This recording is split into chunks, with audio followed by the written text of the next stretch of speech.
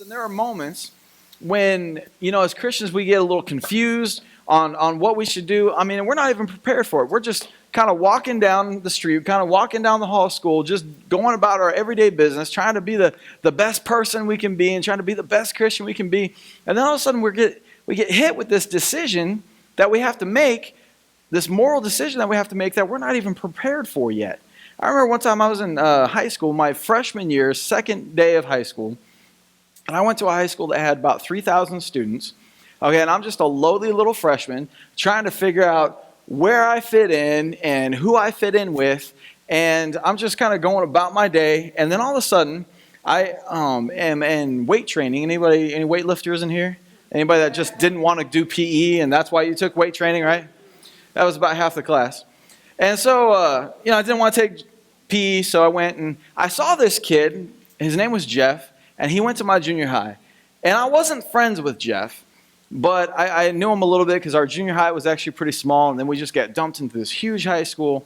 And so I didn't really know him, but I knew that he was a little bit socially slower to respond to people. He was totally there and everything, but in his responses, he was a little bit slower in the way he talked than some other people. And so a lot of people, if you didn't know him, they thought he was either quiet or that there was something wrong with him or something like that. And so I'm looking over and there's this group of people in weight training that are teasing him, kind of just making fun of him a little bit, laughing at him a little bit.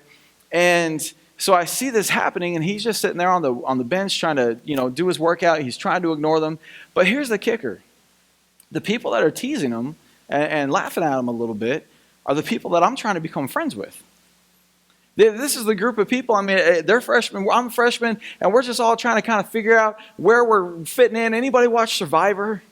If you're a Survivor fan, you get on this island and you don't know anybody, and you want to make sure that you get an alliance pretty quick, but you don't want to be the first one to get an alliance because then, you seem desperate. You don't want to seem desperate, but you don't want to be the last one to get an alliance because then you're going to be the first one to go home. And so you're trying to find that sweet spot. Where do I fit in? And I want to fit in right here, right now. Oh, there we go, right? It's real tricky, isn't it?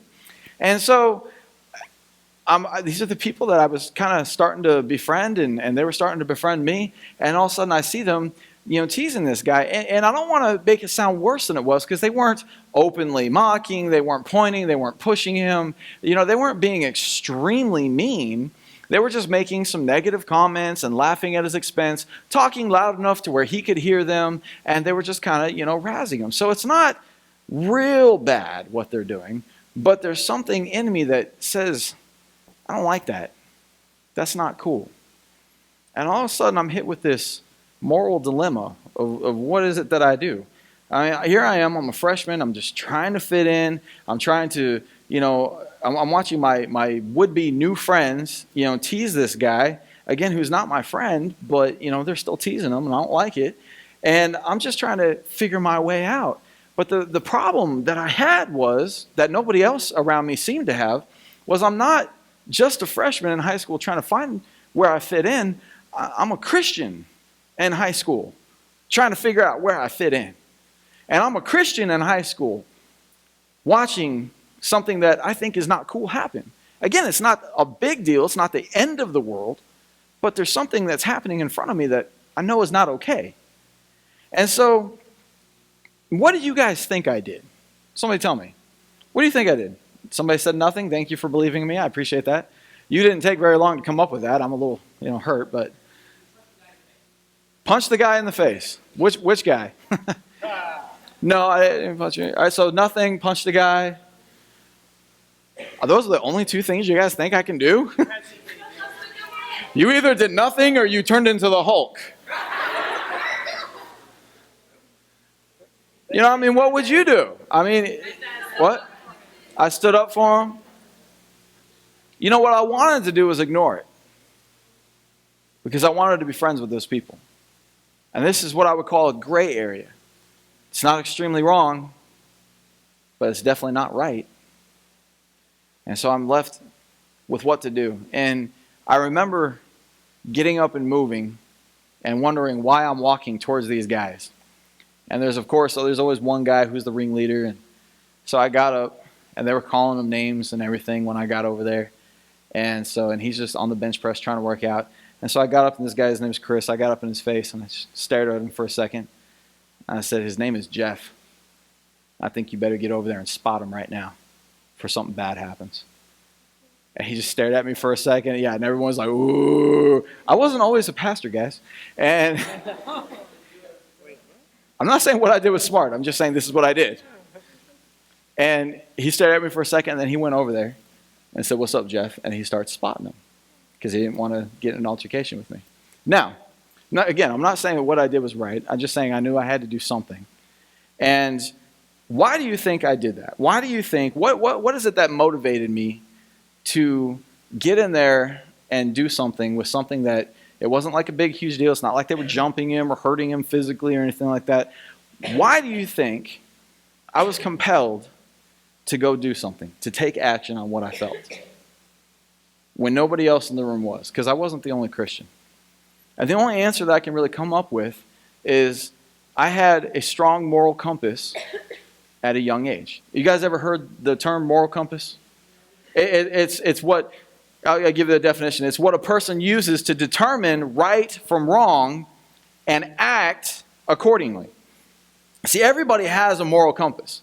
A moral compass is just what determines the direction of your big decisions and your small decisions. And sadly enough, we only apply the real moral compass on big decisions, and we just do whatever we want on small decisions typically. See, everybody's got a moral compass. You have a moral compass inside of you that lets you know that if I go into Hy-Vee and grab a whole bag of Oreos and put them in my jacket and walk out, that is wrong. I'm hoping that you all have that moral compass. But some of us have a moral compass that says to do that would be wrong, but if I just open it up when nobody's looking, break the seal, and just take one and then put it back up and just eat one because I'm hungry, that's not that bad. Nobody gets hurt, so that's okay. Maybe you have a moral compass that says, I can take one and I can take the whole thing and it doesn't matter. Or maybe you have a moral compass that says, I'm not going to do either because both are wrong. But whatever it is that you do, you're doing it or not doing it because of the moral compass that you have. It's the what you use to determine what's right and wrong and then act accordingly. All right? See, every day we make decisions based on that moral compass. If you see somebody that needs help carrying something, your moral compass is what makes you go over there and help them, or your moral compass says, they can figure it out, and your moral compass says it's not wrong to not go help them, and then you go do your own thing. It's your moral compass. Sometimes you'll see a piece of trash on the ground, and your moral compass that you have, that you use, tells you, yes, I'm going to go pick up that piece of trash even though it's not mine, or it says, hey, that's somebody else's, and therefore you are okay, you do not have to pick it up, and you walk on by. It's a moral compass. How many of you guys hate hurting somebody's feelings? I can't stand the thought of hurting somebody's feelings. I'm kind of one of those guys. I don't like to hurt people's feelings. There's a couple people on this earth that I don't mind if their feelings are hurt, but for the most part, I don't like to hurt people's feelings. All right? And so in doing that, we're tempted to say, to white lie to people. Now, I'm not telling a big lie. It's a white lie. No, honey, you don't look fat in those pants. You know? No, I do want to hang out with you, but I have to go home tonight and do homework. You know? And we don't want to hurt people's feelings, so our moral compass tells us, oh, it's okay to lie in this area, but not in this area. Shopping cart. How many of you guys, honestly, return the shopping cart into the shopping cart gate and the thing? Like, right? Good people. See, and what makes you do that is your moral compass. Your moral compass is determined that is the right thing to do, and therefore that's what I'm going to do. Or your moral compass says, they pay people to do that, so I'm going to let them do it. I don't want to put them out of a job, right? I've heard people say that. So one of the struggles we have as a Christian is trying to determine what our moral compass should be. What is it that we use to determine what's right or to determine what's wrong? What is it that we base that off of? See, we say that we believe in God as Christians, but then we ignore the moral compass that He gave us to go by. See, many of us, we're Christians, And we say, I believe in God and I believe in the Bible, but then we go and do so many things that this moral compass says we shouldn't do. So, and this does talk about everything. I know it's an old book. I get that. But it has every issue in every area of life that you can think of. Returning extra change. Anybody ever get extra change from a cashier, an extra $5 or an extra $20? They just give you back more change than you should have. And you may not notice it right away. Maybe you don't notice it until you go home. One time I didn't notice it until, way after the fact. And I still go back to give it back. I don't want to. I'm just going to be honest. I don't even want to get up for the $5. The $5 isn't even worth me going back out for. But I do it because the Bible says in Luke 16:10, it says, whoever can be trusted with little, everybody say little. Everybody say little. Whoever can be trusted with little will be trusted with much. See, that's my moral compass. I'm not returning $5 because it's $5. I'm returning $5 because that's what's right.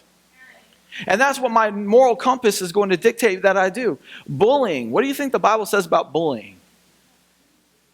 It actually says something very specific about bullying. It's kind of funny. You don't think so? I know it's, love your neighbor as yourself. No. It's more than that. In Proverbs 31:8 says, speak up for those who cannot speak for themselves. Ensure justice for those that are being crushed.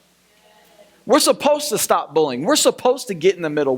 That whole thing about that kid Jeff getting picked on, that verse is what my moral compass was saying. Something's not right. We need to go this direction. Something's not right. You need to go this direction. You need to do something. But if you don't know your moral compass, then you're not going to do what it says. What about lying? Even when it's just a little lie, or even when it's just going to, help somebody, and it's not going to not hurt their feelings, and that's why I'm lying to them. Proverbs 12:19 says that truthful words stand the test of time, but all lies are exposed. Eventually, they're going to figure out when they look at your social media that you were not home that night, that you were out with somebody else, and that you lied. And then not hurting their feelings turns into crushing them. See, it's a moral compass thing. In little things and in big things. The world doesn't really like it when we say that this is our moral compass, though, do they? They call them Judeo-Christian values. I missed. Too slow. And when we say that this is our moral compass and this is what we're going to live by, the world doesn't like that. You know why? Because this book has a lot of things in there that we do that we don't want to stop. This book has a whole list of things, and if this is the truth, if what's in here is really right and then wrong, and this book is right about all of that, then that means that there's a whole bunch of things in my life that I need to change. And I don't like that, because I don't want to change. I like the way that I am. I like being able to do whatever I want with no accountability. If this book is my moral compass, if this book should be our moral compass, people don't like that. See, if everything it says is true, then that means I got a lot of changing to do. No one wants to be recognized for being wrong. You ever notice that? Nobody ever wants to be recognized for being wrong. We want to do things that are wrong, but we don't want to be recognized for it. I would love to beat the tar out of some people, but I don't want to be recognized as the guy that beats the tar out of people. Oh yeah, he's a pastor. He beats people up. I would love to just walk into a bank and rob it and give all the money to all of us, right? Wouldn't that be great? That would be awesome. It would just be wonderful. As long as nobody got hurt. But I don't want to be recognized for that. See, there's things that we do that are wrong, and we know that they're wrong, but we don't like it when people call us out on it. And this book calls us all out. Good. See, this book calls us all out. No one wants to be recognized for being wrong. I want to do what's wrong, but I don't want anyone to say anything about it. I want to be able to do whatever I want, even though I might know it's wrong, but I want to say it's right because I don't want to deal with this. See, no one wants to be recognized for being wrong. So that leaves us with this. It leaves us with the world saying that this is not a good moral compass. This book doesn't know what it's talking about. And it leaves us with this idea of, oh, your moral compass? Oh, it's whatever you want it to be. Oh, whatever is right for you, whatever you believe. You don't have to believe what I believe. Go ahead, do your thing. You can believe the opposite of me, and I respect and I encourage your actions, even though I don't agree with them at all. That's nuts. That's insane. That's like saying, oh, do you think that 1 + 1 = 3? Oh, good for you, buddy. You just go on thinking that. I'm okay with that. No, 1 + 1 is 2. Oh, let's play a game of soccer and not keep score. Oh, we're just all going to win, aren't we? Yeah. Boneheads. We all know who won. We're all keeping score. See, but we don't. The world just says, oh, whatever you want to believe. Whatever is right for you. Go ahead. There is no right and wrong anymore. It's just whatever is right for you. Whatever is wrong for you. And that's okay. I mean, it sounds nice, but it doesn't work, does it? I mean, either something's right or it's not. Either 1 + 1 is 2 or 1 + 1 is 3. It can't be both. Either the balloon is green or it's red. It doesn't change. You can believe whatever you want. The truth is still the truth. And people don't want to talk about it anymore. Because if they talk about the truth, then they're going to have to do something about it. See, the Bible is not the moral compass that they want. If the Bible is not the moral compass, though, let me ask you, what is it? If the Bible is not your moral compass, then what is it? What should take its place? What should be the moral compass? See, as Christians, we've gotten into a bad habit of pulling out the Bible when it agrees with us and ignoring it when it disagrees with other people. That's good. You know what the biggest moral compass in this world is right now? Popular opinion. That's the moral compass. Whatever the majority of people say and think, that's what I'm going to go with because I don't want to stand out. Whatever the majority of people think, then that's what's going to happen. That's what I'm going to do. Ever notice when people are trying to make a decision, whether it's big or little, you ever notice what they do? They just go about, hey, I'm thinking about doing this. What do you think? Hey, I'm thinking about going over there. What do you think? Hey, I'm thinking about wearing this. What do you think? Hey, I'm thinking about joining this over here. What do you think? Why are we basing our decisions on people's opinion rather than seeking God's truth? Why are we making all our decisions based on what other people think rather than what God has said? See, the truth is absolute. And people don't like that. People hate the truth. See, the truth bothers people because it never changes. The people hate the truth because it doesn't change.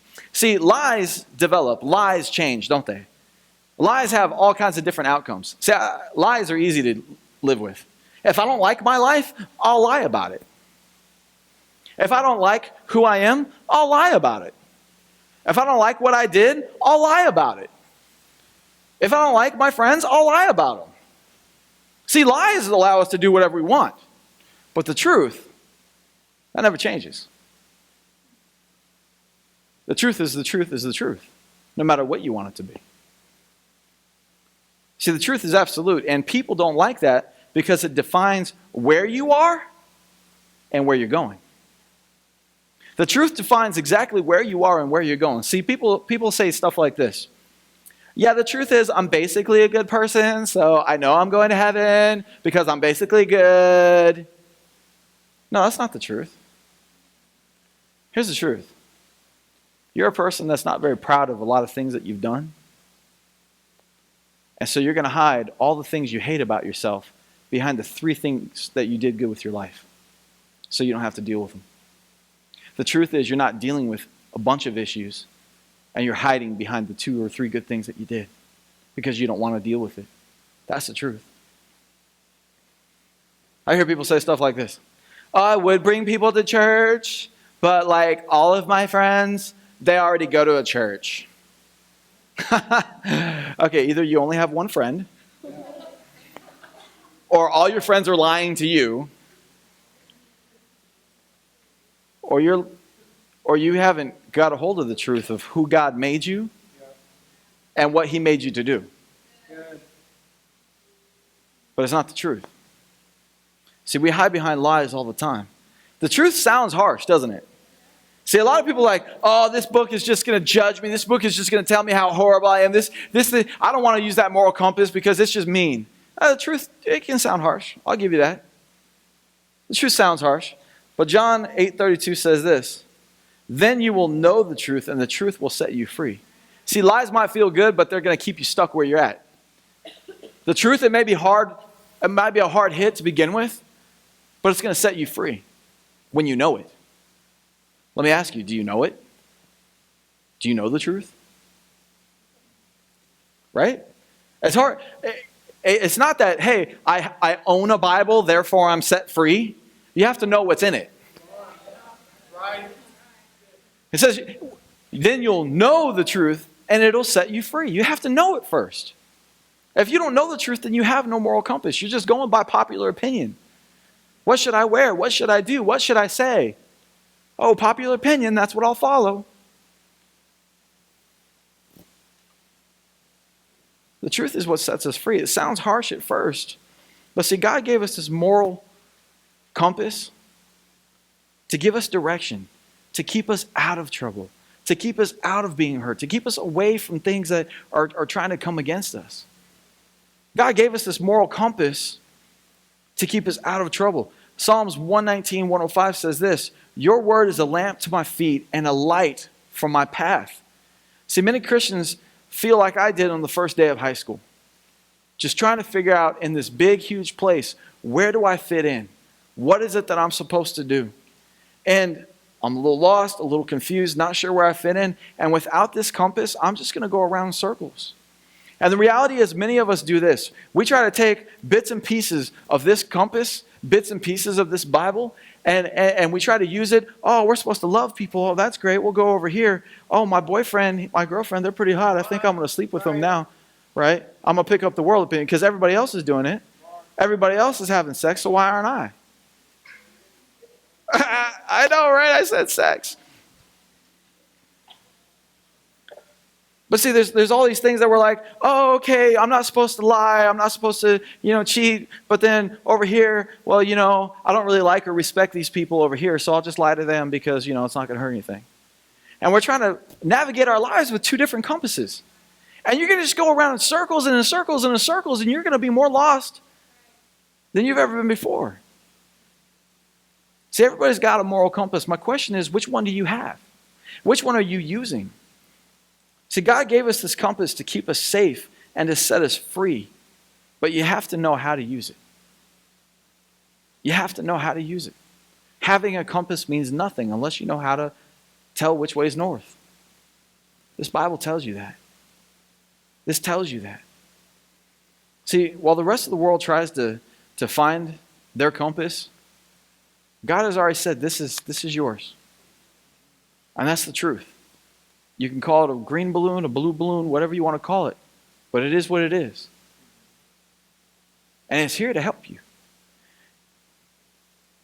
And while the rest of the world tries to find their way by using a different compass, or no compass at all, we have ours. And the key to using it is simply this. One, don't compromise. Don't compromise. See, it's easy to get caught up in what feels like a gray area. I think this is one of the things. I don't think any of us go out there and we're like, oh, today I'm going to be a hypocrite. Today I'm going to be a Christian atheist. Today I'm going to be an atheist, and tomorrow I'm going to be a Christian. I don't think any of us mean to do that. But we get caught up in these situations that seem like gray areas to us. They seem like, maybe it could go one way or the other, and we're just not sure what to do. And I'm telling you, we got to learn to not compromise. Now, let me ask you a question that a doctor asked his entire class. All right, so this is a doctor full of med students, and he asked this. He said, okay, here's a question. If you have a patient who's a woman and she's pregnant, she already has 8 kids, 3 of them are deaf, 2 of them are blind, 1 of them is mentally handicapped, and then she, the mother, has syphilis, which is a very dangerous disease, and could die by giving birth, would you recommend that she have an abortion? Now, it's easy for me to say no. It's easy for some people not in that situation to say no. But when somebody comes up to you and their life is at risk, and you're saying you should have it or no, you shouldn't, you're answering a life and death question. And as a Christian, I can tell you I'm absolutely 100% against killing babies in any way, shape, form, or fashion. In fact, the Bible, once again, very clear on a lot of issues. You ever heard the term eye for an eye? Did you know it was talking about babies? That's where it came from in the Bible, in Exodus chapter 21, I think. It says, if a man hurts a woman while she's pregnant, and the baby comes out and the baby is healthy, then he should only be fined a large amount of money to pay for his debt. But if he hurts a woman while she's pregnant and then the baby comes out injured or dead or whatever it is, then the payment should be an eye for an eye, a foot for a foot, a life for a life. If you hurt an unborn child, life for life, eye for eye. That's what the Bible's saying about it.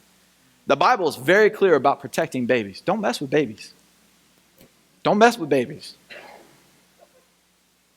It's a big deal. Yeah, you didn't know that was in the Bible, did you? I'm telling you, it's a good book. It's a great compass. You should read it sometime. But this seems like an extreme situation. In every normal situation, I'd say, no. It's really easy. But then all of a sudden, you're hearing about our children. You're hearing about all the health diseases and then what she's got and then the risk to the mom. And she's already got 8 kids and 2 of them are blind, 3 of them are deaf, and 1 of them's handicapped. And she's sick with syphilis. What kind of life is this kid going to have, right? All of a sudden, a big, huge issue that has been so clear to us seems a little gray. As it did to these med students. All of a sudden it seems a little bit gray. And even though we don't believe in that, we believe it's wrong, we're like, well, maybe there is just one exception. You know, I know I'm going to wait until I'm married, but I really love this guy and we're going to get married anyway. So maybe there's just this one exception. You know, I know that I should be dressing modest, but I really want to look cute so that everyone will think I'm cute because I want to be cute because everybody should need to say I'm cute and I need a lot of likes. So I'm going to wear this instead of this. Just a little bit. You know, I'm not going to drink a lot. I'm just going to drink a little bit, just this one time. I'm not going to hang out with these guys all the time. I'm just going to hang out with them tonight.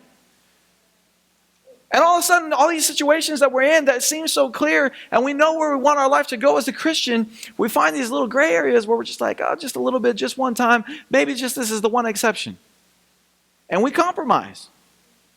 We compromise what God is telling us to do and where He's telling us to go with our morals. See, Satan's goal is to get you to compromise a little bit. Satan's not out there trying to make every single one of you a devil worshiper. Okay? That's not his goal. His goal is just to get you off just a little bit. Did you know that if you were trying to shoot yourself up to the moon in a rocket, if you were off 0.0001 degrees, you'd miss the whole moon? God's life for you and God's plan for you is huge. And if Satan can get you off just a little bit, he's going to get you to miss it. See, Satan's not trying to get you to turn around everything you believe about God. He just wants to get you to compromise a little bit. Just one time.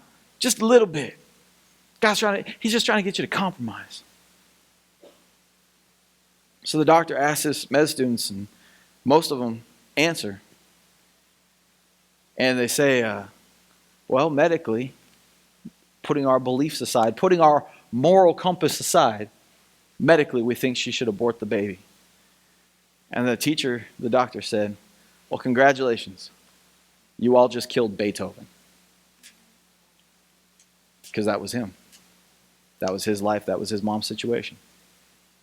Good. Boom. Okay. James 4:17 says this.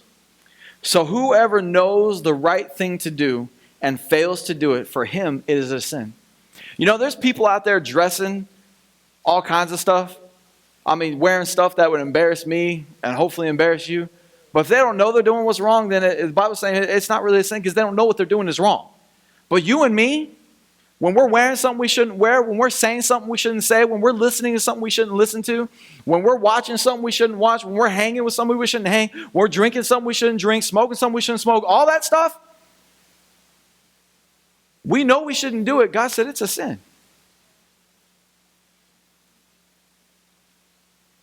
He wants to take you to a good place. There's no gray areas. And if you want to have this moral compass take you to a good place in your life, We got to learn to not compromise.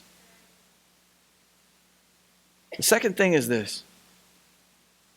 Follow unconditional love. Your moral compass needs to be something that you will not compromise, but that you will follow with unconditional love. See, love will remove all the gray areas very fast. You know, the reason that I helped Jeff, that kid in high school, the reason that I let 2 minutes change the 4 years of my high school, never being able to be friends with those people, they were kind of scared of me, so that was cool. But the reason that I intervened for that 2-minute moment, that 2-minute decision, that 2-minute deal, was simply love. I wasn't friends with them. I wasn't friends afterwards. We just didn't have much in common. We said hi to each other. That was about it. But the reason I did it was simply because of love. It's just what we're supposed to do. And the only reason that I would do that, the only reason I would jeopardize anything like that in high school, thinking that being friends with those guys was some big deal, was because of love. That was it. Unconditional love. Whether he deserved to be loved or not, I decided to act in love. We need to follow our moral compass with love. Because I'll tell you what, if you're selfish, you won't do it. If you don't care about other people more than yourself, you won't do it. You won't follow it. If you don't have God's unconditional love in your life, you're not going to want to follow this moral compass. You're not going to want to follow these instructions. You're not going to follow this great place that this truth will take you. It's not easy, but it's worth it. You know, 1 Corinthians 14:1. I love this. One of my favorite scriptures. Let love be your highest goal. Our moral compass, the Bible, will tell you what's right. It will tell you what's wrong for every decision of life. And some people want to turn that into judgment. Even tonight as I'm talking, I know that talking about absolute truth, it sounds judgmental. I get it. But the truth is, either it's right or it's wrong. Whatever you're dealing with in your life, whatever position in your life, you got a 50-50 chance. Either you're going to do it right or you're going to do it wrong. That's it. There is right and there is wrong. It does exist. But it doesn't have to be judgment. And I don't want you to turn it into that. I don't follow this moral compass so I can walk around and smack other people in the head with it. This is a big book. It hurts. Bam. Sinner. That's not what I'm talking about. You got to follow this moral compass with unconditional love. Because when Jesus found you, he didn't beat you over the head with this book.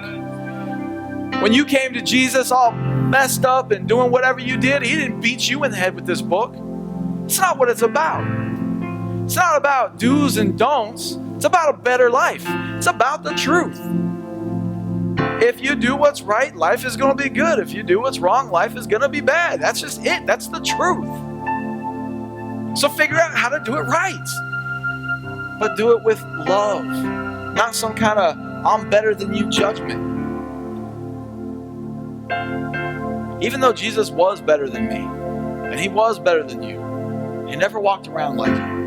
He never said it. Instead, he put himself in the lowest position that I've never even been in, that you've never been in. And thanks to him, we'll never have to be in.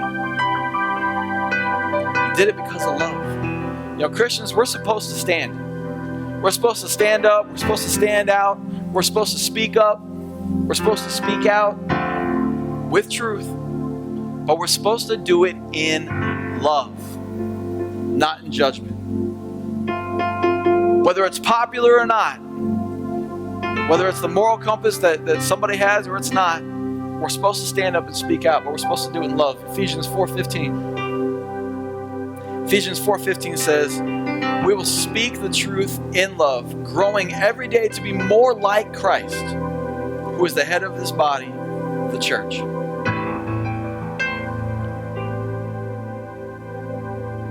The truth is, you've messed up.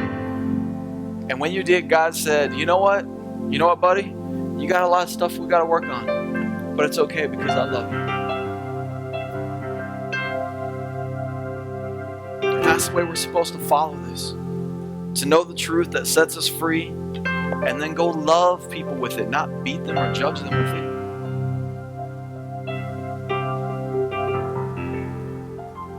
You know, there's a student that comes off and on, and it's just kind of funny, man. I know that God put this person in my life to teach me how to love a little bit better. And this student goes through phases where E3 is the best thing in the world, and then goes through phases where E3 is just the worst thing in the world. And they're very vocal about it.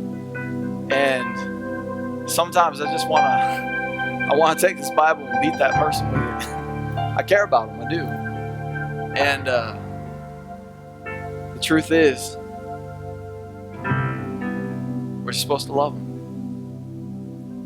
So I send them Facebook messages and texts. They're swearing at me. And I'm just like, here's a scripture, buddy. Jesus loves you. And so do I. Come back when you're ready.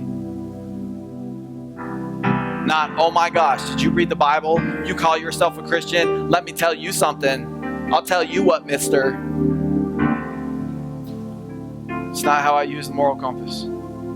I don't use it to beat people down. I use it to build people up. But we got a choice. Start making this our moral compass and learning it so it sets us free. And stop being intimidated by what the world says. You can't have two compasses.